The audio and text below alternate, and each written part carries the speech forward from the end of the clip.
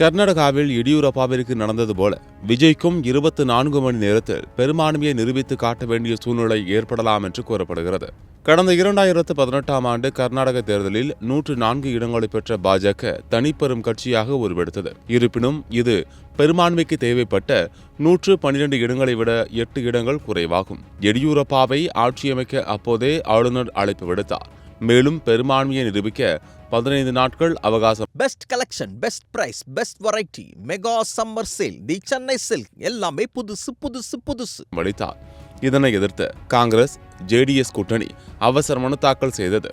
இதில் குதிரை பேரம் நடக்கும் அபாயம் இருப்பதாக தெரிவிக்கப்பட்டது. இந்த வழக்கை அப்போதைய உச்சநீதிமன்ற நீதிபதி ஏ.கே. சிக்கரி தலைமையிலான அமர்வு விசாரித்தது. இதில் குதிரை பேரத்தை தவிர்க்க உடனடியாக பெரும்பான்மையை நிரூபிக்க வேண்டும் என்று கூறி 15 நாட்கள் அவகாசத்தை வெறும் 24 மணி நேரமாக குறைத்து உத்தரவிட்டது. பெரும்பான்மைக்கு தேவையான 112 இடங்கள் இல்லாததால் எடியூரப்பா நம்பிக்கை வாக்கெடுப்பிற்கு முன்பே உணர்ச்சிகரமாக பேசி தனது பதவியை ராஜினாமா செய்தார். தற்போது அதே போன்ற ஒரு நெருக்கடியில் தாவேக தலைவர் விஜய் இருக்கிறார். எடியூரப்பா போல விஜய்க்கும் 15 நாட்கள் ஆளுநர் அவகாசம் அளித்து எதிர்க்கட்சிகள் அதை விரும்பாமல் நீதிமன்றம் சென்றால் 24 மணி நேரத்தில் விஜய் தன்னுடைய பெரும்பான்மையை நிரூபித்து காட்ட வேண்டியிருக்கும் என்பது குறிப்பிடத்தக்கது.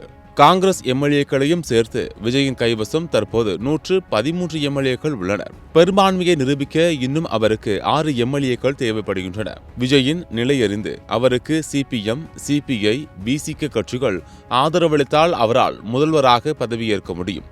ஒருவேளை தேவைப்படும் ஆதரவு எம்எல்ஏக்களை அவரால் பெற முடியவில்லை என்றால் மீண்டும் தமிழ்நாட்டில் மறுதேர்தல் நடத்தப்படவும் வாய்ப்புகள் இருக்கின்றன.